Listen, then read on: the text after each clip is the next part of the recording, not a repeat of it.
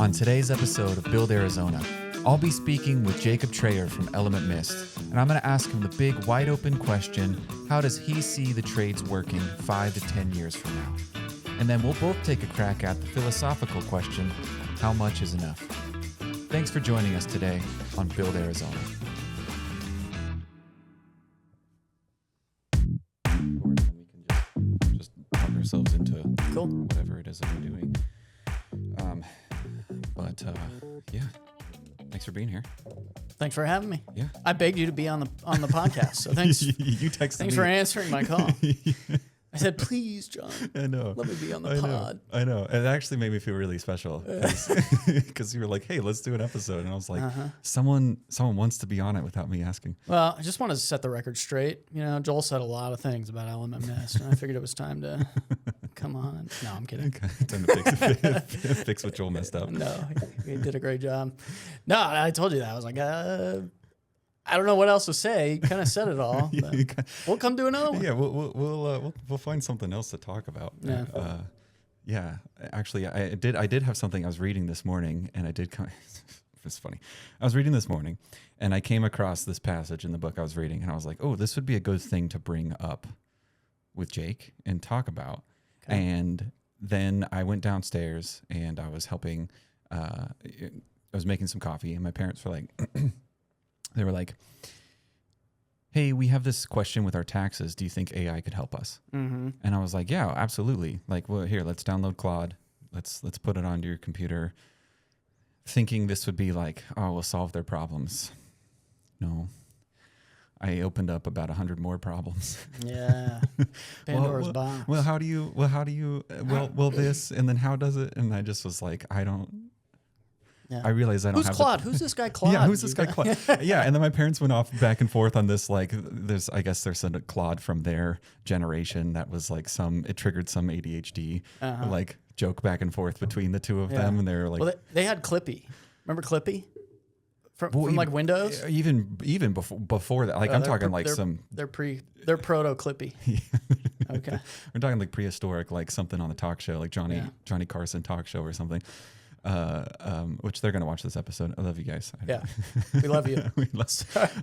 No, but it was like some Claude, some Claude character from their generation they were talking about, and I just was like, no, okay, you know what? They're having fun. They don't have an 11 o'clock like I do, and they're just having fun with their morning, and they're excited about using this, and I'm over here like, okay, whenever you're done playing.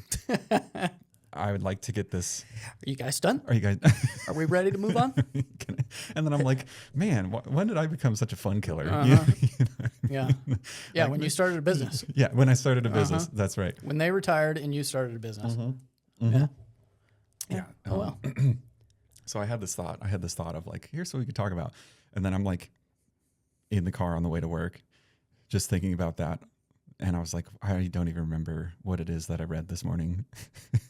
I do now. Oh, you do now? Okay. I was like, but on the way here. Well, so that wraps up the episode. Thanks for coming on, dude. It's great. It's great to have you. Yeah. So, well, before we begin, if you could give a quick, who are you, your company? We like to ground it in the trades, right? Build Arizona is for the trades, a platform for the trades, so we can talk about whatever it is that we want to talk about, but we ground it in the trades first. So if you could let the listeners know who you are and your company. Yeah. I'm Jake, one of the owners of Element Mist. Been doing that, obviously, obvious to me, about 5 years now. Your previous guest, Joel, is my best friend and business partner, 5 years now, but we met in high school and always knew we wanted to do something, and finally the opportunity presented itself, so we took it. Love being in the trades, love our little niche in the trades too. You know, obviously we're in a small portion of the trades, I guess you might say, but it's been fruitful and fun for me anyways. It's been difficult throughout the last half decade or whatever, trying to figure out how to do that.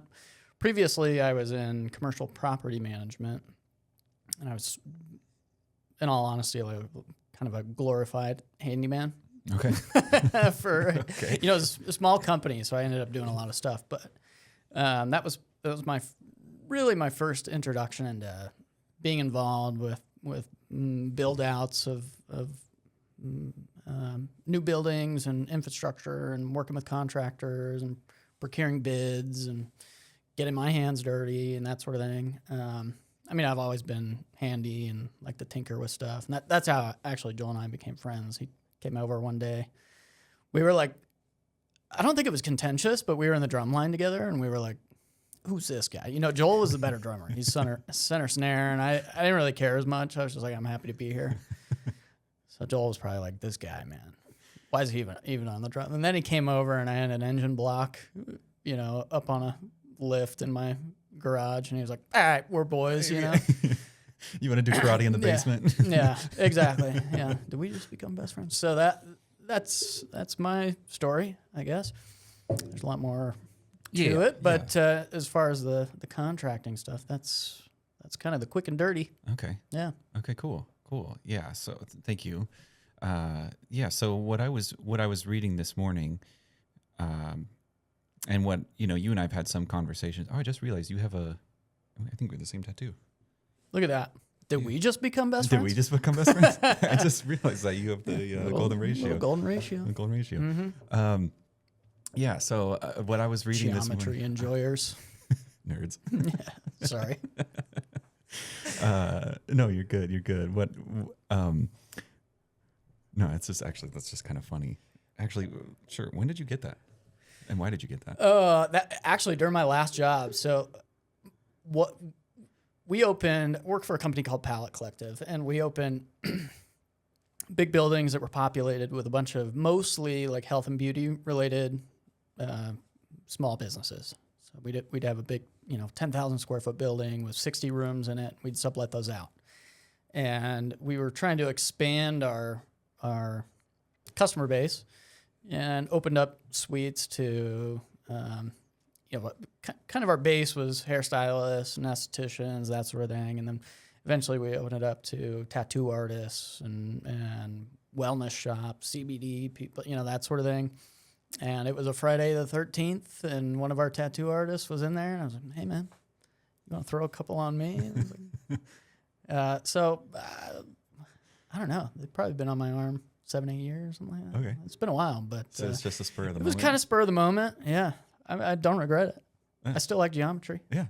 It's still an eternal thing baked into nature. Yeah. So. That's why I got mine, because I was like, if I'm going to get a tattoo, if I'm going to put something on my body, Yeah. it's got to be not something that's transient. It's got to be a universal truth. It's universal. So it's the same thing. It's like, I went to design school, and so that was a principle that we used all the time. Yeah, and I was 100%. like, it felt like it encapsulated sort of that period of my life in design school.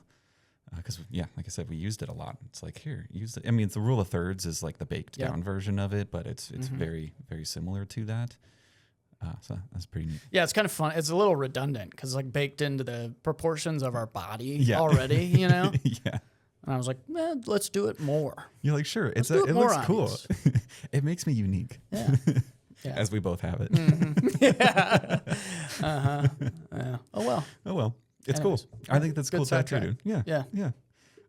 Okay. So, back to what I was going to ask you. So what I was reading this morning, one of my more esoteric readings, I told you about it when we met for dinner. Yeah. We were chatting. And so basically to get to their point, humanity is in this time of change. It feels like even just from the trades perspective and from the working world, we look out and we see this, AI, right? That's changing a lot of the way that we do stuff. In fact, we were just tinkering with it right before we came in here. I have an agent that runs and it's building a dashboard for us internally so we can make sure that our management stays on task. Because otherwise I have 45 Post-it notes, on my desk, and I forget and I move things around and then I cross some things off and then that one gets thrown away, but it had 2 things left that I haven't done yet. And then, so working on that. Kind of this larger, broader question appeared in my mind this morning, which is, where are we going? And what do we want to do with it? Okay. And so I was like, this would be a good question to ask Jake.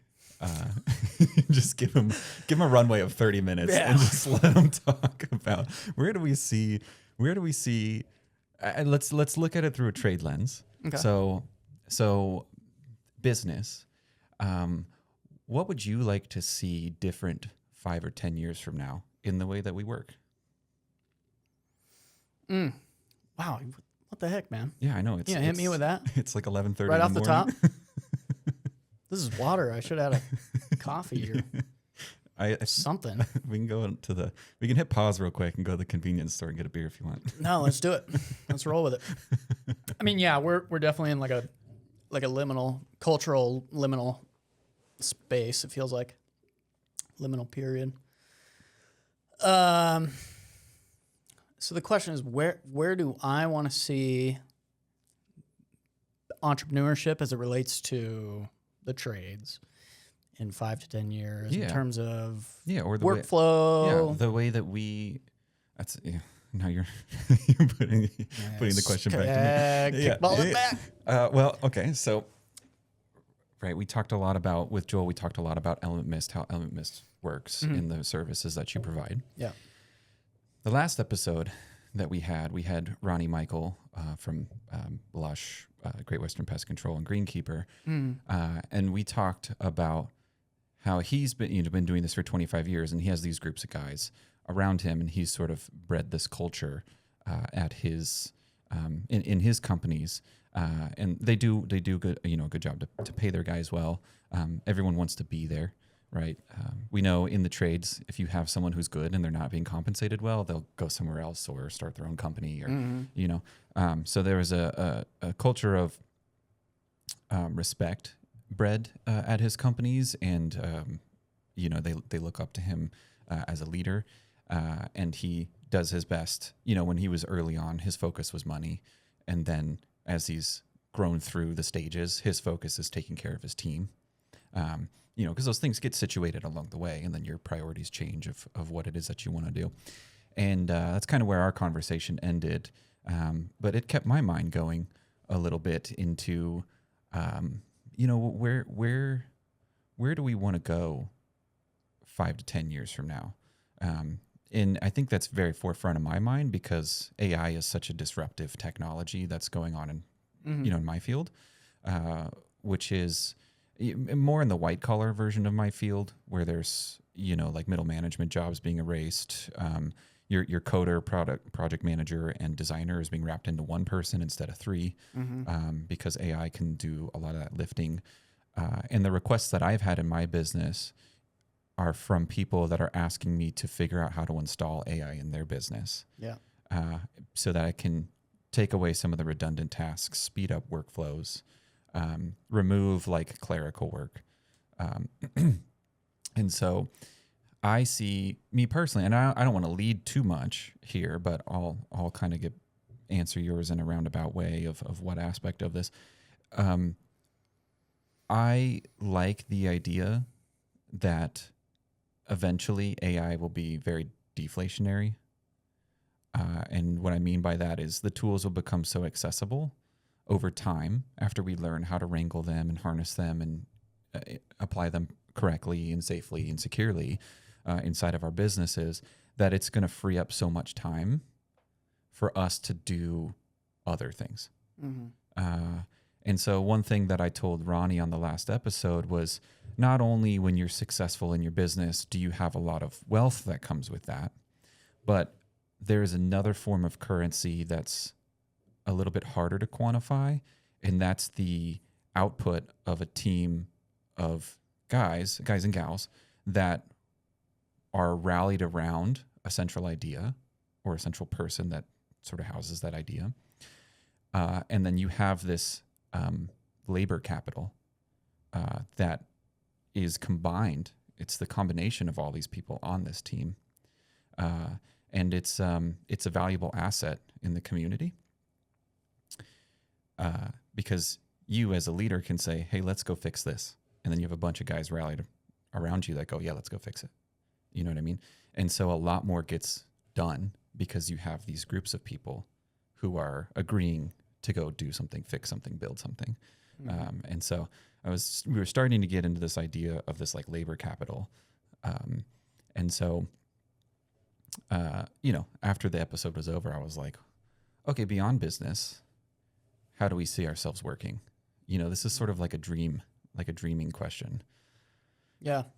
Well, I think nothing ultimately replaces human connection, and I'm of the camp that AI will never achieve the sort of ensouled nature of a human being that is able to capture the attention of another human being. So ultimately, I think like my basic answer to a not so basic question is that I hope AI just allows anybody in a business to just achieve their goals in a more efficient manner. Not that efficiency is always virtuous. Sometimes efficiency is the enemy of things like beauty or good craftsmanship and that sort of thing. But nonetheless, I think that if AI gets to a spot where we don't have to guide it as much as we seem to have to guide it right now, that it eliminates the sort of need for a grind set that I feel like a lot of entrepreneurs feel like they need to get into right now, where they're maybe not seeing their family as much as they should in that important phase of growing family and nurturing children and raising a household and being there for your friends and your family, your community. I think that's ultimately that's more important. Being a good part of your community, I think, is more important than, I don't know, staying up late crunching numbers on a spreadsheet or whatever. But I understand that sometimes they go hand in hand. Sometimes you got to do that. So I hope that AI or whatever tools come out of this this liminal phase of technology just allows business owners and people downstream from the business owner to be able to more efficiently achieve their goals. What I think has to happen is businesses need to, if they don't have principles, if they don't have foundationary principles, first principles by which they make decisions, when it's not so clear what the answer is to a big question that a business might be facing, you're supposed to be able to lean on those principles. And if it violates the principle, the answer is no. If it does not violate a principle, then try it out, So I think if you're implementing anything, whether it's AI or not, so far as it doesn't violate your statement of principles as business, the first principles by which the foundation or the bedrock of your business is laid, then leverage it. There's this ethical, moral, I guess more of an ethical thing. That's an interesting topic. What's ethics? What's moral? Of like keeping people employed, obviously, and creating a space where there's money to be made and wealth to be shared with people that are ready to work. So that's kind of up to every business leader to determine, at what point does the sense of community and spiritedness within the company sort of dissolve into this like weird AI only driven thing. I don't know, this like weird that I don't think anyone will really like. Now, I'd love to see AI get better at answering questions. The big fear is like, I don't want to use AI yet to do my phone automation, or I don't want to use it to help answer very specific customer questions. If it gets better at that, that's great. If you can free up your dispatcher to take less calls and to work more on whatever AR or other things they might be working on, that's great. But if it gets to a point where maybe they're about to lose their job in place of some piece of technology, I think that ultimately it's not my place to dish out any advice there. But I think that you've got to make a conscious decision of what's really important in that moment. So I don't want to see people, capital P, like lose out on this at the end of this liminal phase.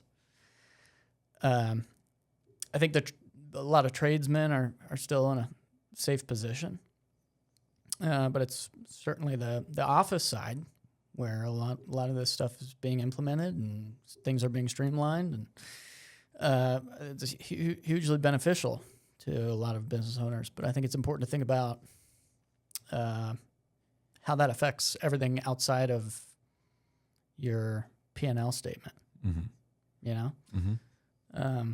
I think a lot of those things are more important necessarily than the accumulation of stuff by a business owner, because he's fired everyone and leveraged his entire operation on a artificial intelligence, which I got to tell you is probably not a good look for. It's same thing. You know, if a business owner's, or let's say private equity is going to be looking at your business, you got one man doing everything. That's a big liability for someone who's interested in your business, right? It's a glorified job. Yeah, that's a big bottleneck. That's yes. You know, that person goes away, then they got a lot of shoes to fill. Mm-hmm. Or one big pair they're going to have to of shoes they're going to have to fill with a bunch of little pairs of shoes, right? Yes. So in a similar regard, I think you'll see investors, maybe private equity, these companies that are growing, hopefully selling, making people money. That in the same regard, there is some danger in putting too many eggs in the AI basket and over leveraging that technology and potentially jeopardizing either the sale of your business or the your ability to bring new people on that might be wary of that, or whatever it might be. I think you understand kind of what I'm getting at, but it's equally as hazardous, in my opinion, to put all your faith in one piece of technology, just the same as it is if you put all your faith in one individual. So I think that's something to consider as well. We have been calling that tech debt. Okay. Tech debt, or even cognitive debt. Mm-hmm. And that's something I think is happening a lot with AI right now. Is a lot of people are just vibing their way through building stuff. They're not employing any wisdom of how or why. And like you said, you have one person that's now been responsible for building a whole bunch of processes for a business.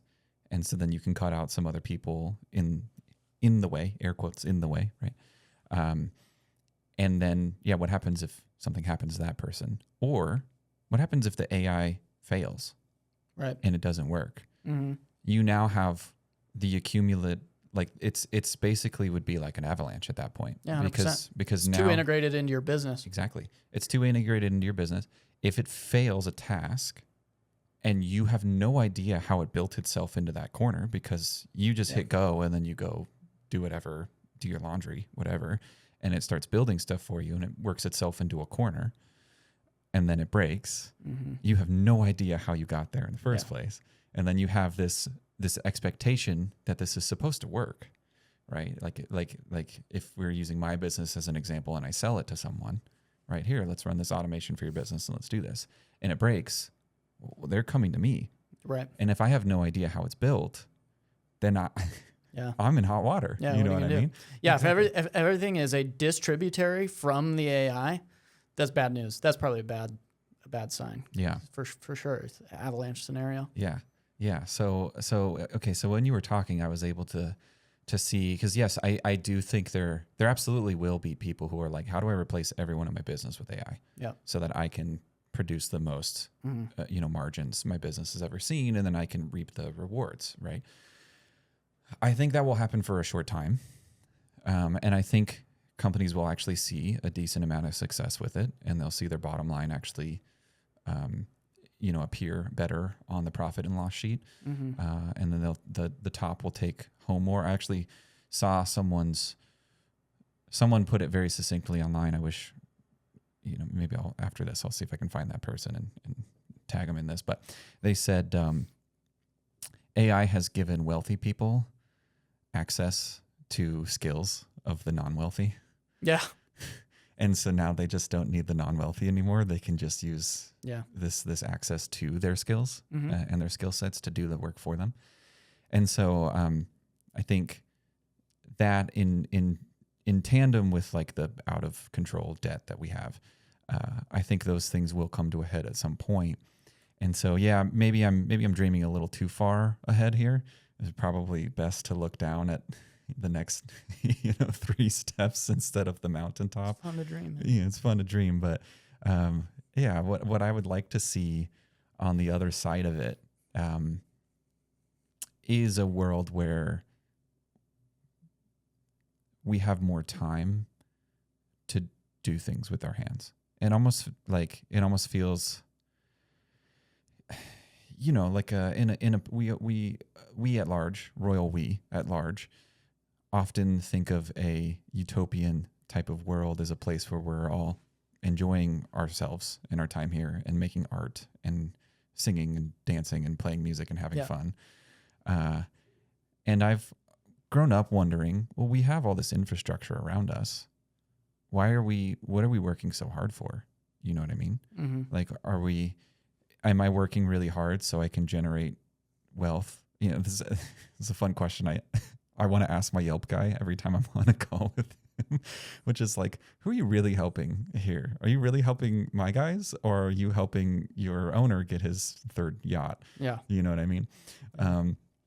Like, are we really making things more easy and accessible, or are we trying to absorb as much income from tradespeople as possible? You know what I mean? And from a business standpoint, from a marketing standpoint, they're going to tell you, no, we help connect people. From a business standpoint, they're like, it's $9 a day to have your logo on your profile. It's like, oh my gosh. Yeah. But I see the trades playing an integral role in this transition, in this transitionary period. I just don't know quite how to put my finger on it yet. And some of the things that I think about are like how to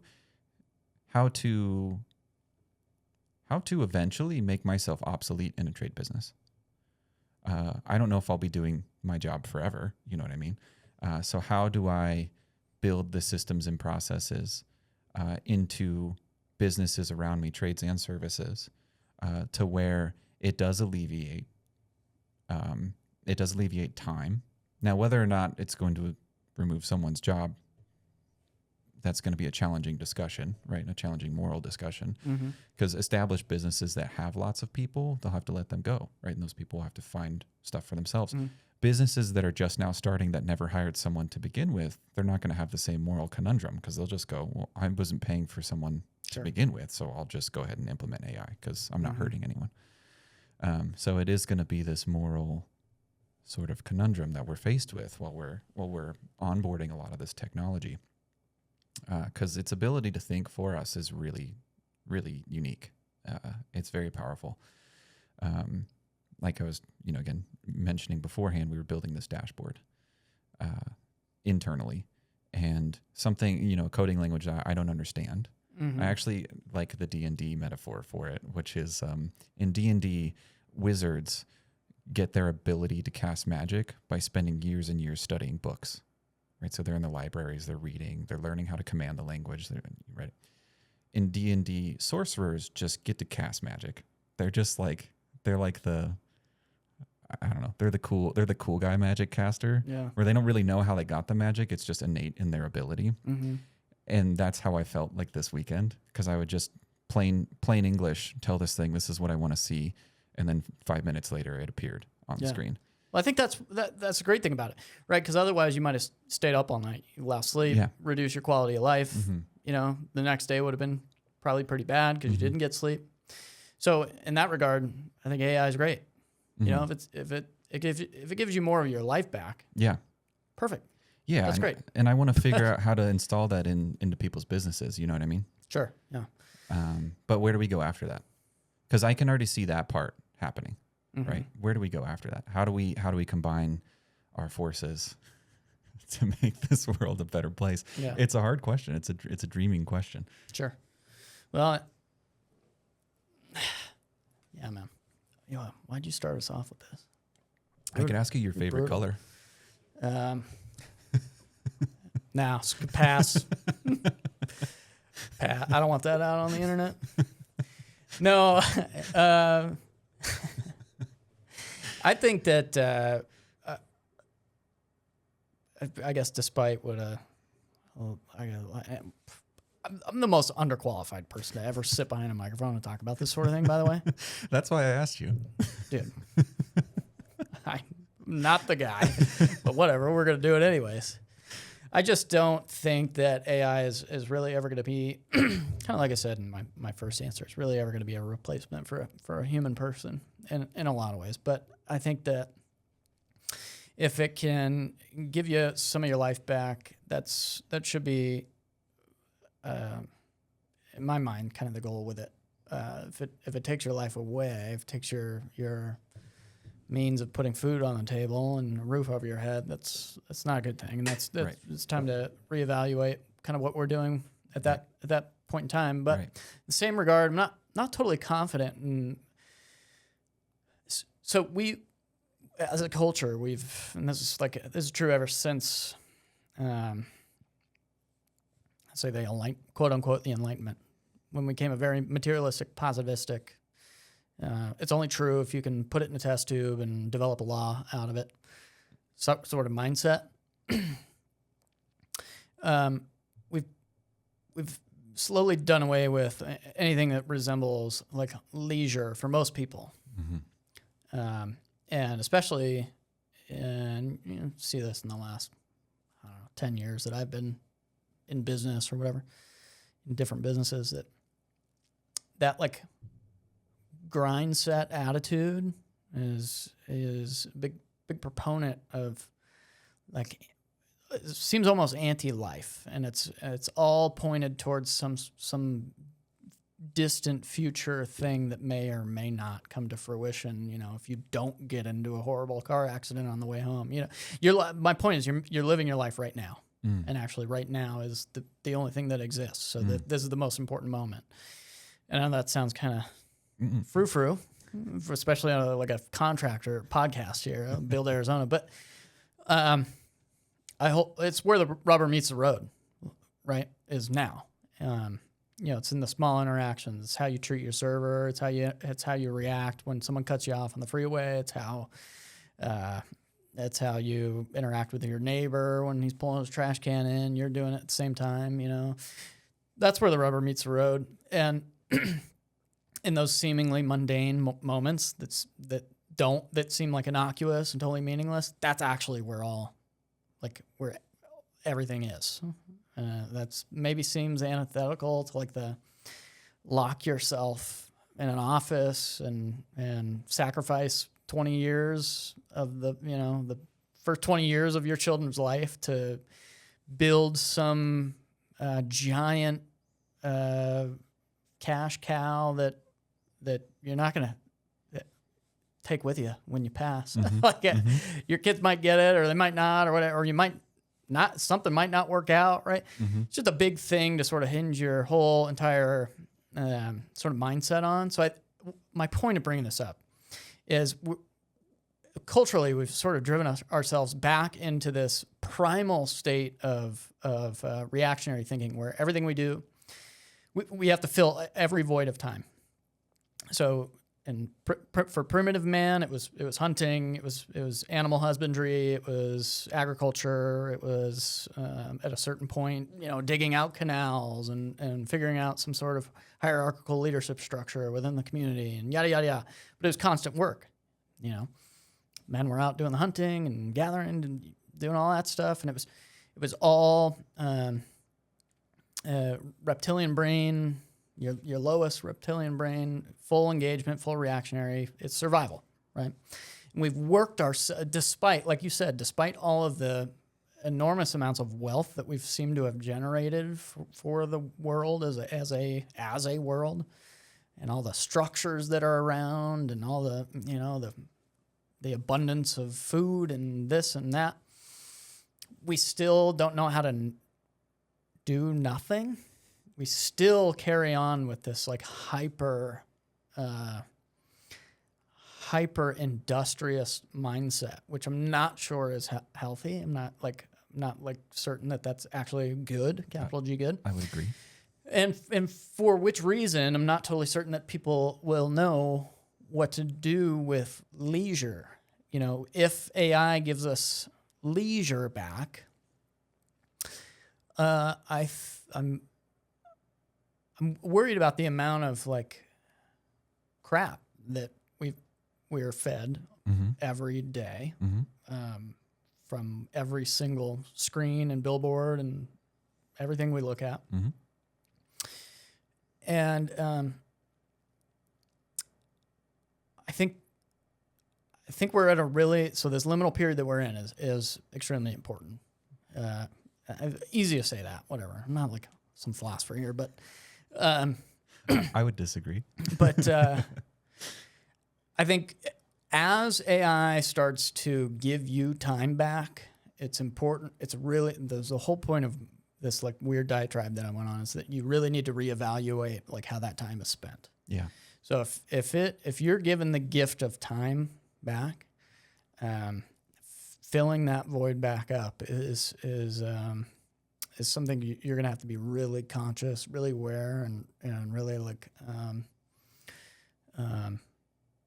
autonomous about. And I mean that like in the etymological sense, like auto is self. Nomos, so that word, autonomy. Auto, self, nomos, law. Self-law, self-regulation. We've got to create some sort of moral and ethical guidelines for ourselves, some virtues by which we act. Just like a business should be able to fall back on its statement of principles to answer hard questions. Individuals need that too. You know, whether it's a religious thing or some sort of social contract, some other thing by which you can construct the foundation, or let's say that the initial architecture of your life. You need those guide rails. You need some set of principles by which, some virtues by which to make decisions once you have your time back, or else, in my mind, things just get weird and hedonistic, and we end up in this like post technological, gluttonous, hedonistic, sad existence. So we have an opportunity here. We have a real target-rich environment for goodness. There's seemingly a lot of poor things going on. I think there has been in every age. Every age has struggles, right? But nonetheless, we have a target-rich environment as we walk about life to be good. And I think whether or not it feels good to you in the moment, you've got to really know what is good. And that starts internally with a real evaluation of yourself and your principles. And you need to learn how to think sort of top down rationally. Once you're given time back and you've been living in this reactionary primal state, especially as an entrepreneur, putting out fires, keeping your roof over your head, keeping food on the table, boom, 1 second AI takes a lot of that off your plate and you've got all this time. What do you do with it? Things could go weird, or things could go really well. Yeah. So I just say I'm worried because I don't think, and this is not true for all people, obviously, but I worry that a lot of people will misuse that value that's given back to them, that value that is baked into time. Does that make sense? I'm weird. No. Sorry. It makes a lot of sense. So a couple of things came to mind. So Micah, who helped me start my business years ago and kind of comes in and out. Right now, he's very much interested in assisting. He's been using AI. And we had this conversation where he feels like it's 5x'd his ability or 10x'd his ability to output his thoughts.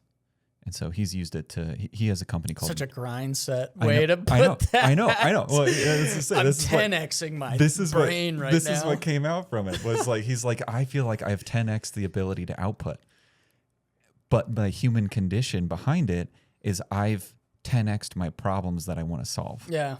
And so he's still in this same like, wow, I feel like this thing is this secondary brain, which I can offload my ADHD ramblings, of a 30-minute note, voice note into this machine, and then it will organize it, put it into a to-do list. It'll start knocking things out and do it for him. He goes and does laundry, makes some food, whatever, comes back. And it's updated stuff on his website. It's updated his internal mission control board. It's done all this stuff for him. And now he's like, well, how do I 5X this? You know what I mean? And so we were having this conversation the other day where he's like, is it the human condition? Yeah. Where we're just like, well, now I'm more productive. So how do I be more productive? Yeah, I hate that. So I'm right. I'm so annoyed by that. You're right. It's this like, it reminds me of the allegory of the Mexican fisherman. Have you heard this one? No, tell me. So the allegory of the Mexican fisherman is a rich New Yorker businessman goes down to Mexico to go fishing. This guide takes him out and they go fishing and they capture a couple of fish. And the guide's like, okay, that's enough for dinner. Let's go back and eat. So they go back and eat and they cook it. And it's this wonderful moment, right? It's very different from the New York businessman's day-to-day hustle and bustle, filled every second with productivity. And the fish is delicious. They're singing songs, they're playing guitar, they're dancing, they're having a good time. And the next morning, the fisherman, the businessman goes to the fisherman and says, why did you only stop when we caught a couple of fish? And the fisherman says, well, that's all we needed. And he goes, you don't understand. That fish is so delicious, we could turn this into a business. And he goes, okay, what do you mean? And the businessman goes, well, we'll get a couple of boats and then we'll start capturing all these fish. And then he goes, okay, well then what do we do with all those fish? Well, what we'll do is we'll transport them to a cannery somewhere in New York. So you'll need to move to New York. And he goes, okay, so I moved to New York and we start a cannery. So we get all these fish and we have the cannery. And now we're producing all these fish. And he goes, then what's next? And the New York businessman goes, well, we market it and we make you a bunch of money. And he goes, okay, great. I've made a bunch of money. Now what do I do? He goes, then you go retire on a beach in Mexico. Yeah, totally. And he's like, yeah, and that's the story. It's like, it's like he's already found what that guy is looking for. And he's like, look, if we extract all this wealth from the planet, then we can have our own little bastion of peace. Yeah, he's gonna gift him his life. Exactly. Exactly. And the guy's that's like, great. And the guy's like, I enjoy dancing with my wife and playing guitar and catching 2 fish a day. Like that's really all I need to do. Yeah. It's a big question. I think everyone should ask. What is enough? What's enough? There's such thing as enough. Yeah. And not just in terms of like our habits, Like I love nicotine. Mm-hmm. I struggle. How much is enough? How much is enough? If it's giving me heartburn before bed, probably had enough, right? No, I love that. I'm going to steal that. But that's a great example for what I'm trying to communicate here. Yeah. I think that we're not really, at least in the West, especially in America, we're not. Your individual circumstance might be different. I think my parents did a good job. Your parents might have done a good job, and that sort of thing. But culturally, because in some sense we are raised within a community that is sort of colored by the lens of whatever the current culture is, right? Mm-hmm. And whether we like it or not, it's just the circumstances that we're born into. And that culture since we've been alive, and again, I argue for now centuries, but especially since, let's say, the Industrial Revolution, because that's really what kind of kicked off hyperdrive for a lot of this, like productivity is some sort of virtue or something like that, right? That's just the nature of the kind of worldview that we're born into now. And you actually have to be kind of radical to leave that, to kind of not do that or turn away from that, and to align yourself with a way of living or a worldview that is sort of antithetical in some sense to efficiency, productivity, numbers, dollars, cents, all that sort of thing. And I know that's weird. I know that sounds weird to say, because we're taught, whether it's some manosphere influencer on TikTok or whatever, or turn a commercial on or you see a billboard, it's all sort of geared towards what you're talking about. The guy from New York, the productivity, the squeezing every penny out of every moment sort of attitude. And that seems cool and virtuous. That's what we show off in our music videos, money and that's like what we think is good. That's what we're raised to think is capital G good. So it's hard to move away from that idea of, in some sense, like salvation. Yeah. It almost becomes a replacement for some traditional sense of salvation. If you get wealthy enough, you can escape the matrix. It is the, yeah. I mean, it is the, and I'm going to try not to use annoying words here, but sometimes there are big words that are important that mean specific things. But there is some sort of religious undertone to the secular world, the secular positivistic sort of scientific productivity-driven world that we live in is also religious. And it has a system of salvation, what we would call a soteriology. That's a study of salvation, or a system of salvation. And that system of salvation in the secular world, of which we are all brought into and live in, no matter if you go to church as a kid or not, that system of salvation is the accumulation of wealth. That's kind of what we're taught. That's how to make it out of this thing, is accumulate wealth stuff. So I love never mind. I like how we started this podcast. This is what I was hoping we would get into. I know it's kind of hard at 11 a.m., No, it's all good. It's, but how much is enough? Yeah. That's actually the subject of Plato's Gorgias. Yeah. If you ever read Plato, who we've all kind of heard of in high school, if you ever seriously, I mean, that's the foundation of Western thought, right? Is that guy. And argue with me in the comments. I'd love to argue that. One of his dialogues is called the Gorgias, and he's talking to this young statesman. He's in dialogue with this young statesman who, rather, he's an aspiring statesman, right? Young man who he's in dialogue with, and the big question that the dialogue tries to answer is, what is enough? So if you're interested, and I'm not going to sit here and rattle off the whole dialogue, but I'm interested and would sit and listen to it. Yeah. The first Alcibiades and the Gorgias do a great job of trying to tackle what is enough. Temperance, some sense of temperance, and if you try to unpack what that means just as a virtue without any sort of instantiated examples, as to say, like, we can talk about, like, I can't drink any more coffee today. I need to exercise some temperance. I'm too jittery already. I don't need any more coffee, right? That's an instantiation or a phenomenon of temperance. But it's much harder to just describe what temperance is on its own without drawing down into this, like, material world in an exact example. But what the philosophers did a great job of is tackling those questions in and of themselves.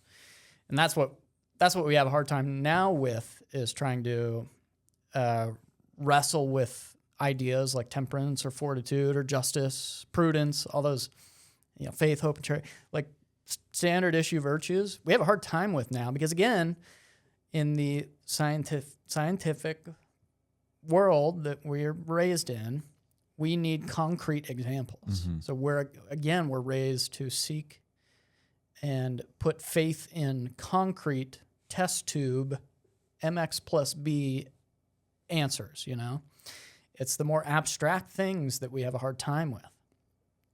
So really, encourage anyone, especially entrepreneurs who are responsible for some level of, like, relationship to their community, who have an ethical imperative as an entrepreneur to do good things, to do good work, and to leave a good legacy, you should start to gather some sense of answers to some of these harder questions, because they're relevant again where the rubber hits the road.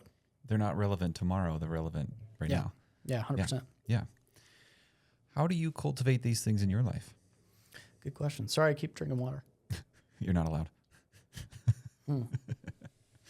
How do I cultivate these things in my life? Yeah, well, it's a struggle. Sure. It's like constant endeavor. One being conscious about it.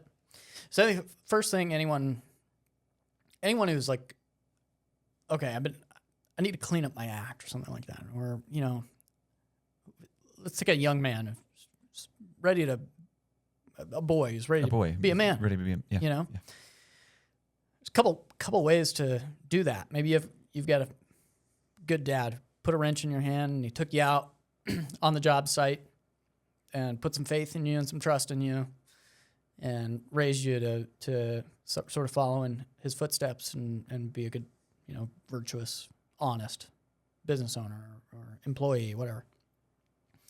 That's great. You're lucky. Mm-hmm. A lot of young men don't have that nowadays. You might join the military. That's pretty good initiatic process. Turn a boy into a man. Could be a scary one, especially nowadays. Mm-hmm. Or you have to be really pretty radical and like do that yourself to yourself. And in which case, you can fall victim to some pretty weird ideologies. Mm-hmm. So if you sort of shatter your worldview, say you were raised a whatever, and X happened while you were a whatever, and then you dump all that previous stuff that was the superstructure of your worldview for the last 18, 19 years of your life. And all of a sudden, it's real easy for you to become susceptible to something like a guru who might have some ulterior motives, right? Or some weird business guy who sees that you're an easy target for him, So it's much harder to take this like personal, reconstructive route. And you have to have really good discrimination. And I know that word's sort of like scary nowadays, but we do it every day. When you decide what you want to eat for lunch, you discriminate. Mm-hmm. So what I mean is like, unless you have a really good sort of problem solving and like rational way of going about making decisions, it's a lot harder to sort of turn yourself into a man without some sort of initiatic process, which is usually familial, or if you're part of a tribe, it's like almost all indigenous tribes have that sort of rite of passage. Mm-hmm. Takes a boy and turns him into a man, hunting, killing an animal for the first time, skinning it, preparing the meat. So for me, I was lucky. Great dad, great parents, but a great dad who taught me a lot of things and instilled in me a lot of good virtuous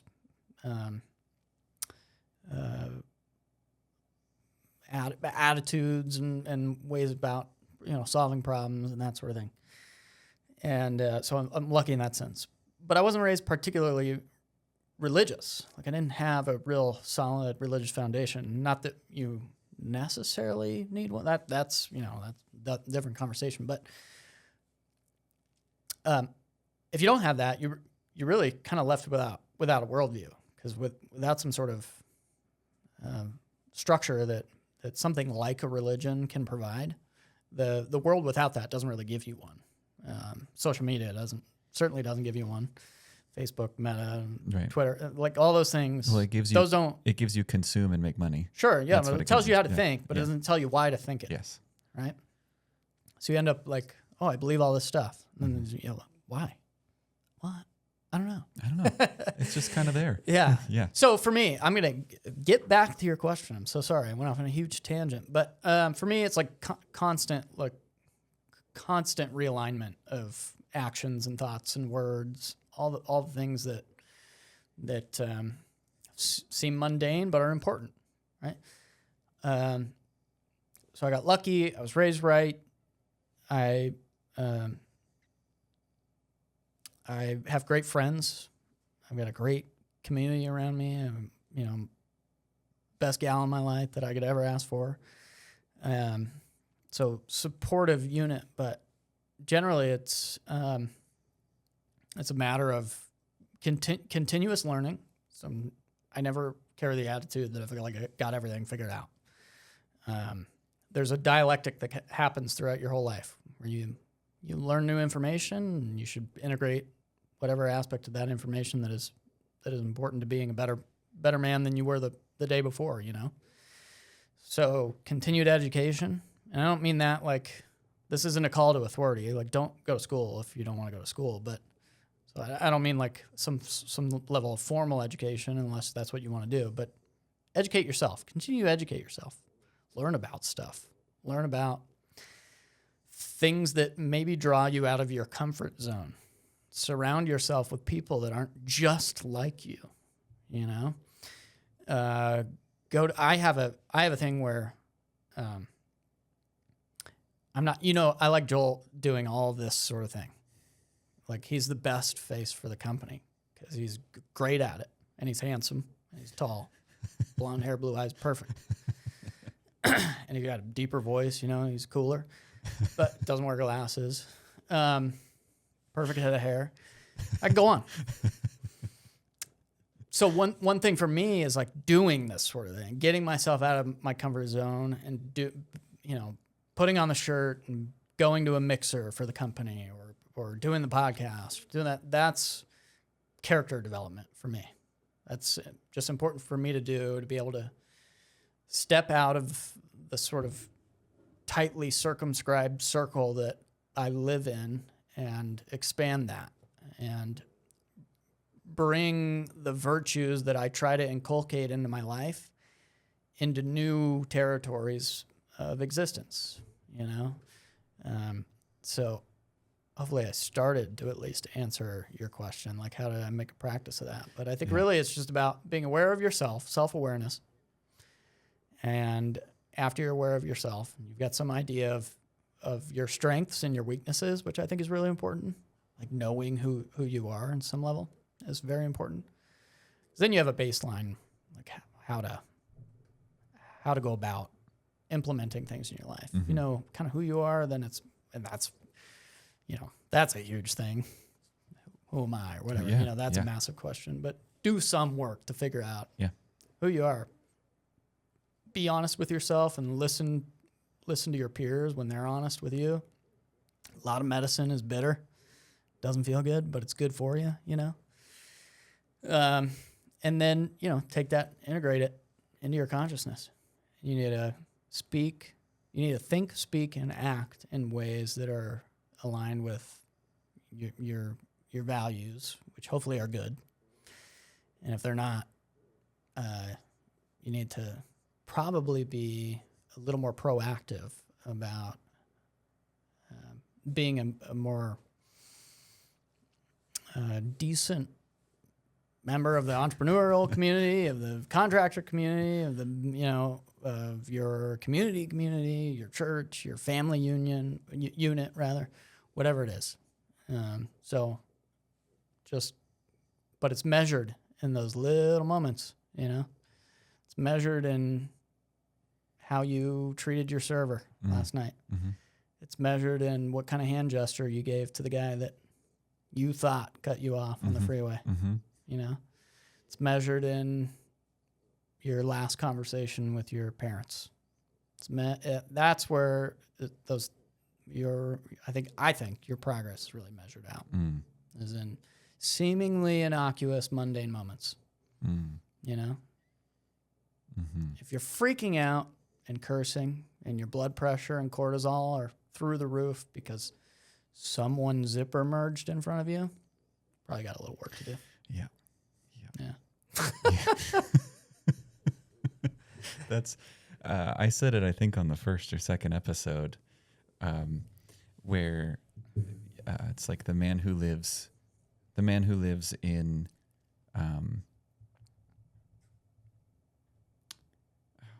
the exact quote, but it's something like if you're living too fast, or if it's kind of like what we're talking about, where if every single second of your day needs to be optimized for productivity. Otherwise, you have this feeling that you're falling behind, or you have this feeling that you're inadequate, or you have this feeling that you're not going to make it or escape the matrix. If that is the way that you live your life, you set yourself up for being angry. Yeah, for sure. Yeah, and then when you are an AI. Yeah. If that's how you live your life, you're just as good as an AI. Yeah. And you should lose your job doing AI. Yeah. Actually,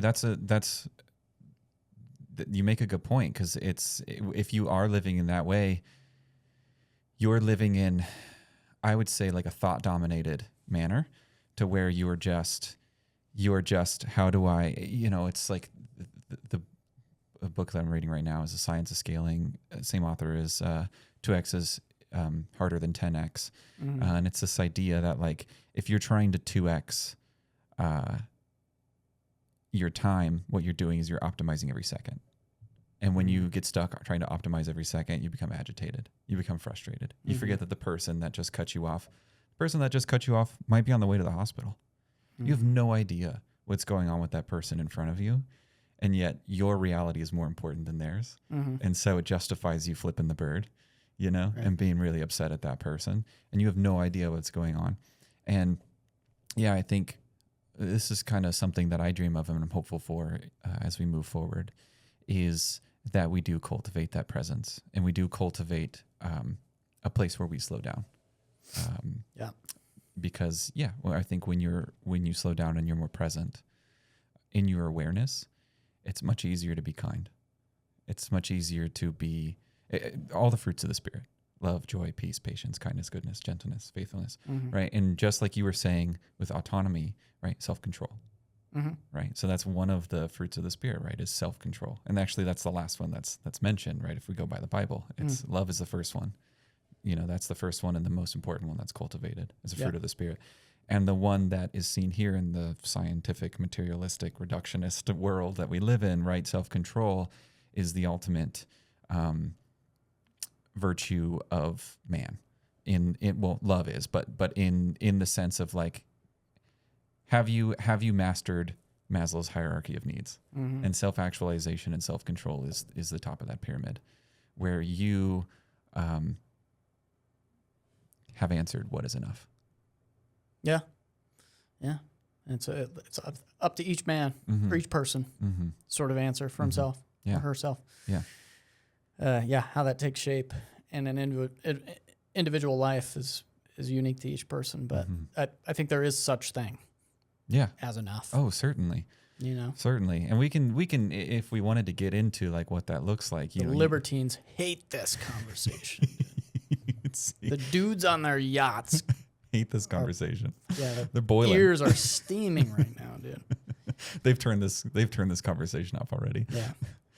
One thing, if we're talking about, like, what is enough, or, like, the faults of our system, we have this, like, 40% of our food gets thrown in the trash while people go hungry. So you have this, like, where do we draw the line?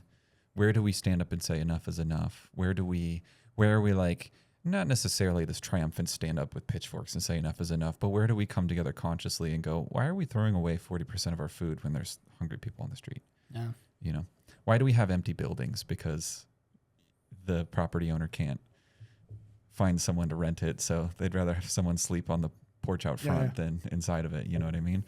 And these are the big, really challenging conversations that I think are kind of coming to a head. Maybe that's the hopeful. that's the optimist in me. That's like, hey, these things are coming to a head, and we're going to answer it together. It's probably gonna be ugly while we do it. I hope so. I mean, hope is important, right? There's a great band, Chat Pile, and they have this song called "Why" that's about that. Like, why do we have people sleeping out? A chat pile. Chat pile? Yeah. Okay. I don't encourage anyone to listen to this. This is the sort of thing I'm into, but they have a song called "Why," and it's just him sort of screaming the whole time about why are there buildings that are empty and there's a dude sleeping outside of it. And I know that's kind of like a little hippie dippy, like whatever. Yeah, but I understand. It's a real question. But it is kind of a real question. It's a real question. Yeah, I don't know. I hope we turn a good corner. Yeah, I I hope as we, I want to be a part of that. Yeah, I want to be I a would cog in the machine of hope. yeah, I would like to be a part of that. So I guess that was sort of maybe the effect or the hope of my original question. Yeah. Because I know, part of what is really important when dreaming a new reality is you got to be able to dream it first. Mm-hmm. We can't create things that we, that's saying it's like, I don't know what I don't know, that if you cannot dream a better future, you'll never be able to build it. And so I think conversations, those conversations are important. Yeah. So like, why do these, when we had dinner last, I told you the book that I'm reading, one of the points that it's making, which was great because I think I told you, this was a joy of my weekend here. I think I told you that the book hadn't explicitly stated this, but that I said the reason why we're seeing so much darkness in the world is because light is actually cultivating right now, and light illuminates what's been held in the darkness, and then you get to see it. And once you see it, you can actually start to understand what the problems really are. And once you see what the problems really are, we can actually start to dismantle them. Mm-hmm. And I think I told you, I was like, they haven't explicitly said that. And then I was reading this weekend, explicitly they said that. The author was like, what's happening right now is more light is being cultivated in the world. And so all the things that you're seeing. And I was like, either you knew it. An incredible, no, I'm not that smart. It's like, it's an incredible author to have led up to this point. And I just got lazy and I hadn't read that chapter for like 3 weeks. And so finally, preconceived it. Yeah. It finally like coalesced. I mean, it's probably a good book. Yeah. Yeah. Well, I think there's a bit of a lie of grandiosity too. Like people when we talk about change, it's always this big. It's like this Obama idea of change. Like capital C change, and then it's like capital H hope. Wait, what happened? Yeah. Wait, same 4 to 8 years of the last thing that was going on. Yeah. Just more bombing and more wars. And so we're sort of like fed this lie of grandiosity, that like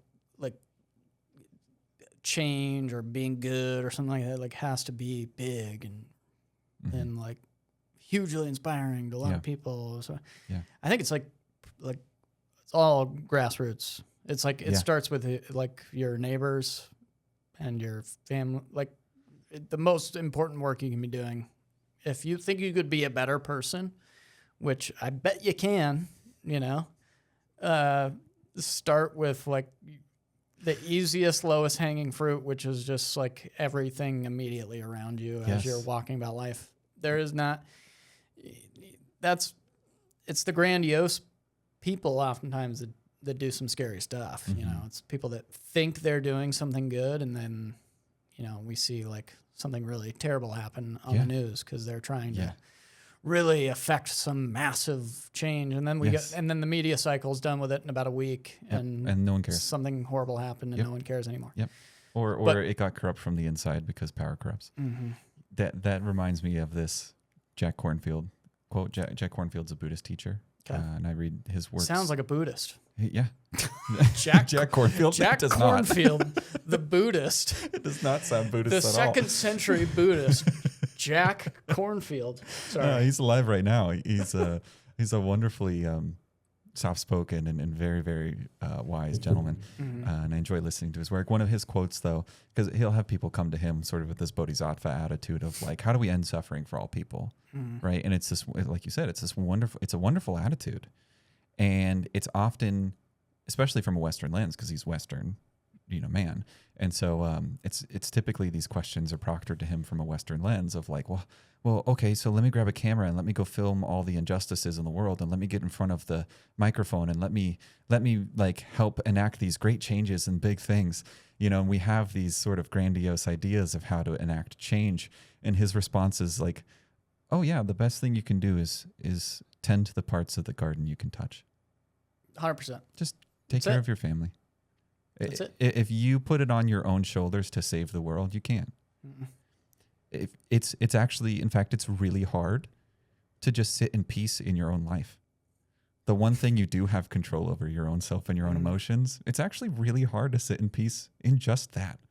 Oh, every contractor listening to this knows that. Yeah, it's true. They lay down at bed, at night. Yeah. And then your brain's still going on, Oh my God. what do I need to do tomorrow? And what I need to do the day after that? How do I escape the matrix? Right. Mm-hmm.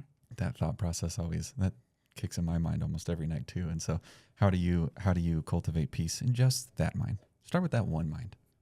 Pretty large task. It doesn't sound very big until you try it and you're like, wait, maybe I can't save the world. Yeah. Because I'm having a hard time just going to sleep tonight because I'm stressed out about payroll tomorrow. Dude, hero's journey is all like internal, man. Yeah. Yeah, for sure. Yeah, absolutely. What else we got? I was gonna say we've gone an hour and 10 minutes. Oh, I know damn. you and I It's an hour? you and I we could probably go 3 hours, but we could also do this, another episode. Is there anything else that's burning on your mind this morning? Just happy to be here. Yeah. I love your studio, and you're the man. Thanks. So Thank you. I appreciate you being such a important part of what we do at Element Mist. There's a attitude and a value alignment between us that I think is fruitful for both our companies, and we've been blessed. So you're the man. Thanks for Likewise. setting up this environment Yeah. to like do this sort of thing. Yeah. Sorry to everyone that just had to listen to that. There's a So couple sorry. friends. Charles, I'm sending this to Charles afterwards. Charles will be like, "This is great." My parents are gonna be like, "So, I didn't really get that episode." You made fun of us in the first 5 minutes, and then you went off on a philosophical tangent. Yeah. Then you talked about being good. I think that's what it was. Railed on your parents. For Yeah, that? my mom would be like, "Well, you guys want to be good. That's good." Yeah, it's Thanks, very Mom. good, honey. No, My mom, appreciate it. Infinitely supportive. Yeah. No, thank parents are you. great. Thank you. Because the same. Blessed by you, Joel, Adam, right? And you guys have been integral in Bent Creative as well, believe it or not. When I was just building websites, and Joel had approached me and was like, "Hey, could you build our website?" And then the conversation sort of spurred from there of like, well, let me attach the other things, Google, and let's work on getting you guys leads and things like that. And that unlocked a new understanding of how to operate my business. And then working with you guys, I think it was so fruitful for me to work with you guys before working with anybody else. And I don't want to knock anybody else. There are definitely contractors that just care for me to get them leads. That's it. And that's fine. That's the operational contract between our businesses, and I'm happy to do business that way. Yeah. You guys care to see, I remember Joel right away was like, we want to be part of the culture of Arizona. Yeah. And so I think coming into working with the trades through the vehicle of what you guys are doing at Element Mist helped format me in a way that I already was aligned with, but it helped prove to me that like we can use this vehicle and we can use our businesses and our companies to do the things that we're dreaming of. And so thank you, for the way that you run your business. Thanks to Joel Yeah. for heat seeking you out. He's got a good eye for good people. He does. Yeah. So thanks, Joel. I'm looking forward to having Adam on. He got every single shout out this way. Yeah. Adam, he's next, man. Yeah, I want Adam on here. I know he's a wealth of wisdom and information about the trades. So I don't know how he's got a big head. Yeah, there's that. He's got a lot of storage space. I mean that lovingly. Lovingly. He knows. He knows everything. He knows. That guy is an AI. He might be an AI. Yeah, actually. well, he's OI. He's organic intelligence. All right. Well, thanks again. Man. Thank you so much. Yeah, absolutely. All right. Yeah. I can't believe that's an hour.